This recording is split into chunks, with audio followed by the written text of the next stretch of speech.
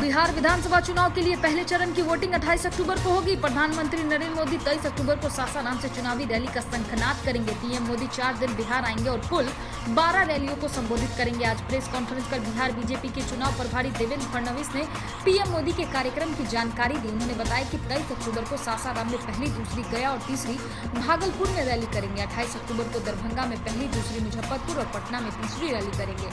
फिर 1 नवंबर को पीएम मोदी की पहली रैली छपरा, दूसरी पूर्वी चंपारण और तीसरी रैली समस्तीपुर में होगी। वहीं 3 नवंबर को प्रधानमंत्री नरेंद्र मोदी की पहली रैली पश्चिम चंपारण, दूसरी सहरसा और तीसरी फारबिसगंज में होगी। हर रैली में सीएम नीतीश मंच साझा करेंगे। इसमें एनडीए के सभी प्रत्याशी मौजूद रहेंगे। इस सभा में भाजपा प्रदेश स्तर के कई नेता भी मौजूद रहेंगे। कोरोना काल के मद्देनजर जहां पीएम मोदी की रैली होगी, उसके आसपास के तमाम मैदानों और विधानसभा में एलईडी पर प्रसारण किया जाएगा।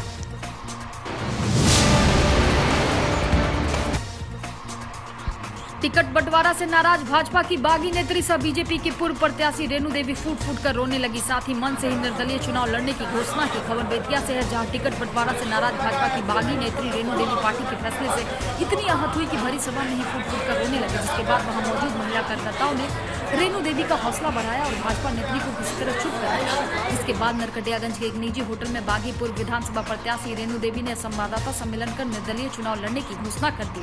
इस दौरान भारी संख्या में बीजेपी के कार्यकर्ता मौजूद रहे। कार्यकर्ताओं के बल पर रेणु देवी निर्दलीय चुनाव लड़ने का हुंकार भर चुकी है और रेणु देवी जब भरी सभा में बोलना शुरू की तो उनकी आंखों से आंसू छलकने लगे। उन्होंने बताया कि कई सालों से मैंने बीजेपी के लिए धरातल पर काम किया है। बीजेपी के लिए मैं कंधे से कंधे मिलाकर चली हूं, लेकिन आज बीजेपी ने मेरे साथ धोखा कर रश्मि वर्मा को टिकट दे दिया है, जिससे मैं बहुत ही आहत हुई हूँ।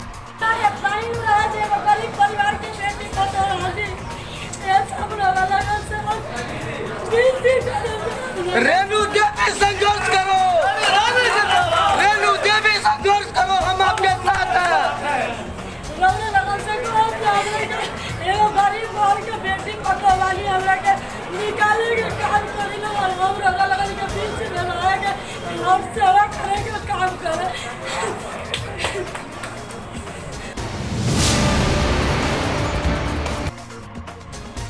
नामांकन के आखिरी पड़ाव में जय महाभारत पार्टी बेतिया मझौलिया विधानसभा से भरा नामांकन। पश्चिम चंपारण के बेतिया जिला के बेतिया मझौलिया 8 विधानसभा से जय महाभारत पार्टी के श्याम किशोर चौधरी ने अंतिम क्षणों में आज अपना नामांकन करके शुभारंभ किया है। साथ ही प्रेस वार्ता कर तरक्की और विकास की बातें कही है। उन्होंने बेरोजगारी पर विशेष कार्य करने का आश्वासन दिया है, जिसका नामांकन अनुमंडल पदाधिकारी के समक्ष अपना नामांकन दाखिल किया।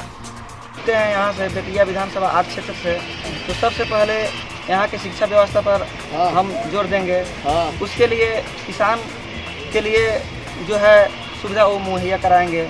उसके बाद में सड़क के लिए हम काम करेंगे और यहाँ पे तमाम सारी जो कठिनाइयाँ आती है, बाढ़ क्षेत्र जिससे प्रभावित होता है और बहुत सारे लोग नहीं वहाँ जा पाते हैं, वहाँ के लिए भी हम काम करेंगे। और जो भी यहाँ पे अगर आपदा। नामांकन के आखिरी दिन रालोसपा के साथ राष्ट्रीय महान गणतंत्र पार्टी निषाद सेना के साथ निर्दलीय अन्य पार्टियों ने बेतिया मझौलिया और नौतन बेलिया विधानसभा से भरा नामांकन। पश्चिम चंपारण के बेतिया जिला के बेतिया मझौलिया 8 और नौतन बेलिया विधानसभा से रालोसपा पार्टी के नंद किशोर प्रसाद कुशवाहा के साथ राष्ट्रीय महान गणतंत्र पार्टी से सीताराम चौधरी के साथ निर्दलीय प्रत्याशियों ने आज अपना नामांकन करके शुभारंभ किया। साथ ही प्रेस वार्ता कर तरक्की और विकास की बातें कही। नामांकन हेतु अनुमंडल पदाधिकारी और ले आरडीसी लोगों का अभिवादन करते हुए अपना नामांकन दाखिल किया। नामांकन और वो समय है, परिवर्तन चाहिए और वो युवा ही कर सकता है। ये जो है, जैसे कि आप अभी नौजवान हैं, तो आपको राह किसने दिखाया कि जैसे कि आप उठिए, इसी मतदान कीजिए, मतदान दीजिए, या फिर जो भी है विधानसभा का क्षेत्र में लड़ाई कीजिए? क्या मतलब सबसे बड़ा बात है कि हम डीयू में छात्र संघ से जुड़े थे। अच्छा। लेकिन उसके बाद हम काम किए ब्लॉक में। जब ब्लॉक में हम देखें ना कि क्या सिचुएशन है और कैसे लोगों को प्रताड़ित किया जाता है, तो वहाँ से ये मेरा मूड से क्या होगी। मुख्य उद्देश्य है कि मैं तो किसानों की लड़ाई वर्षों से लड़ते आया हूँ। प्रथम प्राथमिकता होगी कि किसानों की समस्याओं का निदान हो और साथ ही साथ जितने भी शिक्षित बेरोजगार आज रोड पर घूम रहे हैं, शिक्षित बेरोजगारों को रोजगार मिले।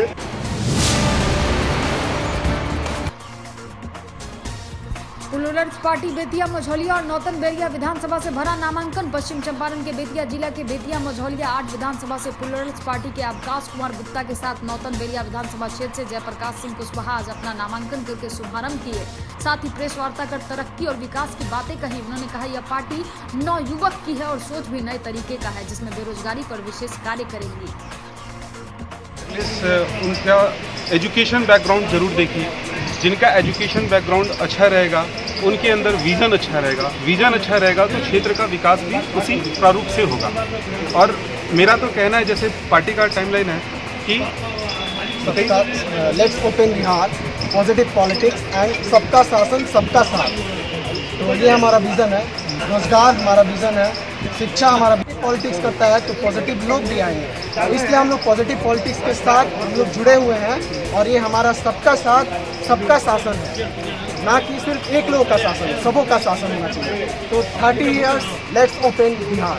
औद्योगिक उसके बाद में जब वो अपनी पढ़ाई पूरी कर लेते हैं, उसके बाद में रोजगार करने के लिए उस तरह का IT सेक्टर नहीं है, किसी तरह की एग्रीकल्चर में कोई रिफॉर्म्स लाने के लिए कोई इंस्टीट्यूट्स नहीं है। वो सारी चीज़ें हमें उस पर फोकस करना है और उसको फोकस में लेके हम लोग। नौतन विधानसभा से प्लुरल्स पार्टी से मैं वहाँ का कैंडिडेट हूँ और चुनाव के लिए वहाँ से क्या सबसे पहले कि नौतन बैरिया सबसे पिछड़ा हुआ जगह है। आज तक जो है सो रोड नाला सब चीज़ का वही बहुत सारा दिक्कत है और सबसे ज़्यादा बाढ़ में जो है सो मामला हर साल चलते रहता है। लोगों को गुमराह करके हर बार वोट दिया था विकास के, उसके बाद कुछ होता नहीं, कुछ नहीं करते। हम लोग एकदम सब लोगों से बातचीत करेंगे और बातचीत करके जनता से सबकी समस्या भी सुनेंगे कि क्या समस्या है और उसको हल प्रयास। अमेठिया गांव में नहीं हटा बैनर पोस्टर, आचार संहिता का उल्लंघन। बिहार विधानसभा चुनाव 2020 के मद्देनजर आदर्श आचार संहिता लगे लगभग 20 दिन बीत गए हैं। इसके बावजूद सार्वजनिक स्थलों पर अब तक राजनीतिक पार्टियां का पोस्टर लगा हुआ है। लौरिया योगापट्टी विधानसभा क्षेत्र के दोनवार जाने वाले अमेठिया चौक के समीप लौरिया योगापट्टी के वर्तमान विधायक विनय बिहारी का सड़क निर्माण के लिए हाफ पैंट बनियान पर पहुंचे विधानसभा का बैनर लगा हुआ है, जबकि भारत निर्वाचन आयोग के निर्णय अनुसार किसी भी मंत्री और जनप्रतिनिधि का फोटो युक्त बैनर और पोस्टर रखने पर आदर्श आचार संहिता का उल्लंघन दर्शाता है। वहीं आदर्श आचार संहिता उल्लंघन करने पर जनप्रतिनिधियों और पार्टी के खिलाफ FIR दर्ज करने का आदेश भी जारी है। वहीं इस संबंध में योगापट्टी प्रखंड विकास पदाधिकारी संजीव कुमार ने बताया कि अंचलाधिकारी अभिषेक कुमार को नोडल पदाधिकारी बनाया गया है। वहीं इधर नोडल पदाधिकारी का संपर्क नंबर भी दिया गया है, लेकिन कोई जवाब नहीं दिया, जिसको लेकर उनका पक्ष नहीं लिया जा सका।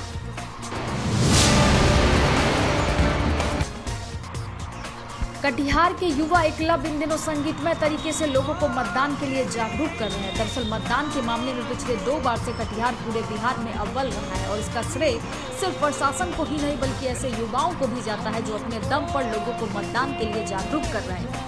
नया टोला मोहल्ला के रहने वाले ये युवा हर दिन अलग अलग चौक में, पार्कों में गिटार के माध्यम से संगीतमय तरीके से लोगों से मतदान में भाग लेने की अपील कर रहे हैं। निश्चित तौर पर इस अपील से लोग भी प्रभावित हो रहे हैं और एकलव्य के इस संगीतमय अपील पर लोकतंत्र के महापर्व मतदान में भाग लेने की संकल्प दोहरा है।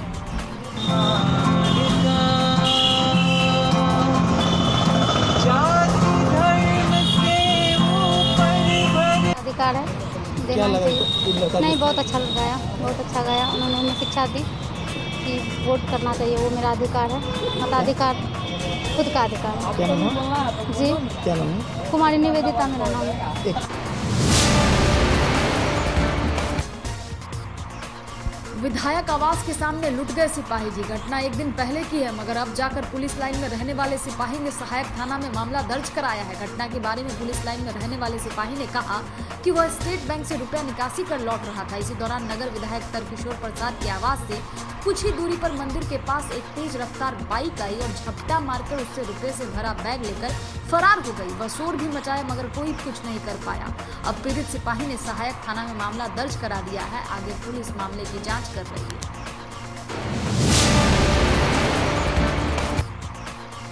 बिहार के सुपौल जिले में ईस्ट वेस्ट कॉरिडोर राष्ट्रीय राजमार्ग स्थित गढ़िया गांव के समीप हाईवे पर खड़ी ट्रक में पीछे से आ रही तेज रफ्तार ट्रक ने जोरदार टक्कर मार दी। इस भीषण टक्कर में दोनों ट्रक आपस में फंस गई। जोरदार ट्रक की टक्कर में चालक स्टीयरिंग में फंसकर घंटों तड़पते रहा। जिसे 2 घंटे बाद पहुंची क्रेन की मदद से बड़ी मशक्कत के बाद ट्रक में फंसे चालक को निकाला गया, जिसे ग्रामीणों ने गंभीर हालत में सामुदायिक स्वास्थ्य केंद्र भपटियाही में भर्ती कराया, जहां प्राथमिक उपचार के बाद डॉक्टर ने उसकी हालत गंभीर होने पर चालक को सदर अस्पताल रेफर कर दिया। हाईवे पर ट्रक की जोरदार टक्कर में घंटों रहा सड़क जाम। ट्रक में ड्राइवर की फंसे होने की सूचना पर लोगों का भीड़ उमड़ पड़ा।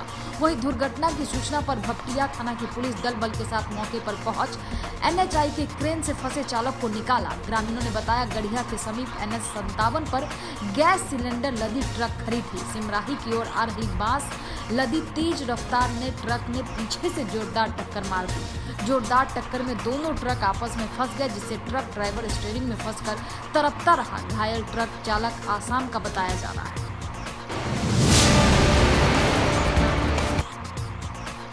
बीती रात ASI का वायरल वीडियो सच्चाई जांच करने बगहा SP के आदेश पर घटनास्थल पर पहुंचे रामनगर SDPO अर्जुन लाल और अगल बगल के दुकानदारों से की गहन पूछताछ। यह पूछताछ का सिलसिला घंटों चला।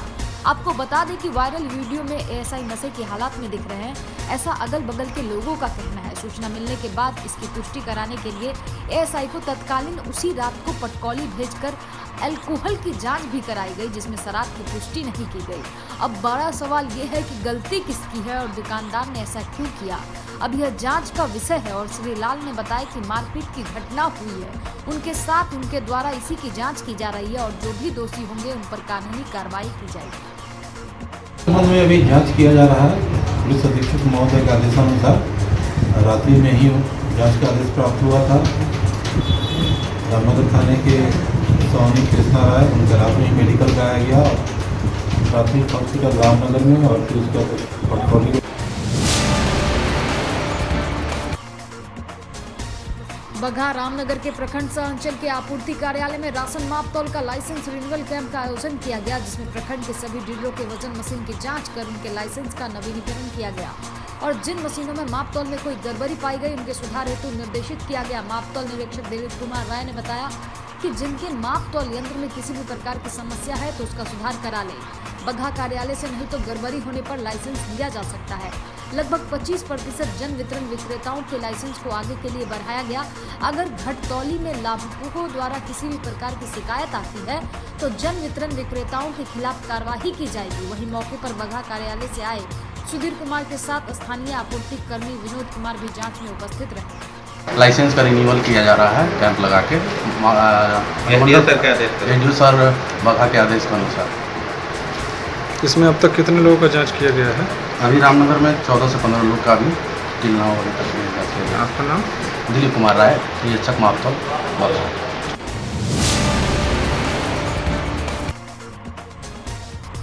देवर और भाभी में होगा जबरदस्त मुकाबला। पश्चिम चंपारण के लौरिया विधानसभा में निवर्तमान भाजपा विधायक विनय बिहारी का जबरदस्त टक्कर उनकी अपनी भाभी नीलम सिन्हा से है। नीलम सिन्हा का कहना है कि विगत 15 सालों में अब तक नहीं हुआ है विकास, जनता को छलने का काम किया है यहाँ के प्रत्याशियों ने। उनका कहना है कि मैं यहाँ विकास के मुद्दे को लेकर चुनाव लड़ने का काम करूंगी। साथ ही उन्होंने कहा कि लौरिया विधानसभा को बनाएंगे स्वर्ग और करेंगे विकास। अभी हमारी 9 मुख्य परियोजना है, जिसमें अभी एक अस्पताल का शिलान्यास की हूँ जो कि मेरी निजी भूमि में बन रहा है। वह पूरी तरह से जनता को समर्पित है। किसानों की मुख्य समस्या यहाँ के गन्ना को लेकर है, जो कि 1 साल खेत में 1 साल मिल में तो तीसरे साल किसानों के पास उसका पेमेंट आता है। तब तक किसान अपने बेटी की शादी साहूकार से कर्जा लेकर करने को मजबूर हो जाते हैं। साथ ही उन्होंने कहा कि यहाँ की सरकार ने बाहर से आए प्रवासी मजदूरों को छलने का काम किया है। जो उन्हें सहायता मिलना चाहिए था वह नहीं मिला है। दबी जुबान से उन्होंने यह भी कहा कि लोगों का कहना है कि यहाँ के जो विधायक है उनके कामों से संतुष्ट नहीं है जनता। लोकतंत्र में हर आदमी का अधिकार है और मैं ये सामाजिक काम आज से नहीं 28 वर्षों से कर रही हूँ। मैं पार्टी से जुड़ी हुई रही हूँ और मैंने अपना काम भी किया है लोगों के बीच में। लोग के बीच में अभी जब मैं जाती हूँ जनसंपर्क में तो लोगों का ये कहना है कि वो उस विकास के काम से संतुष्ट नहीं है। मैं अपनी बात आपको कह सकती हूँ कि मैं जो कहूँगी, मैं जो परियोजनाएं लेकर आई हूँ उसको मैं पूरा करूँगी। मेरी कथनी और करनी एक होगी। ऐसा नहीं कि मैं झूठे चुनावी वादे करने आई हूँ, ऐसा कोई नहीं है। न लोगों को मैं सपने दिखाने आई हूँ और न मैं गलत राजनीति करने आई हूँ कि मैं कह दूँ कुछ और बस हो गया, बाद में बात खत्म, ऐसा करने नहीं है। लौरिया विधानसभा क्षेत्र में इस बार आप चुनाव प्रत्याशी के रूप में आ रही हैं, किन मुद्दों को लेकर के आप आना चाह रही हैं? सबसे पहले तो नमस्कार। लौरिया जोगापट्टी विधानसभा चुनाव क्षेत्र में मैं प्रत्याशी के रूप में हूँ और मैं यहाँ सिर्फ विकास के मुद्दों को लेकर आई हूँ। मेरी प्राथमिकता यहाँ पर विकास करना है और उसके लिए मैंने अपना एक डायरी भी दिया है जिसमें मेरी 9 परियोजनाएं हैं, जिसमें एक का मैंने भूमि पूजन कर दिया है, जो मेरी निजी ज़मीन पर त्रिवेणी चौक पर अस्पताल का निर्माण हो रहा है। अब और 9 परियोजनाएं हैं जिसमें उनका नाम भी मैं आपको चाहिए तो बता दूं, अन्यथा मेरी डायरी के द्वारा वो सारे मैंने जनता के बीच में रख दिया है।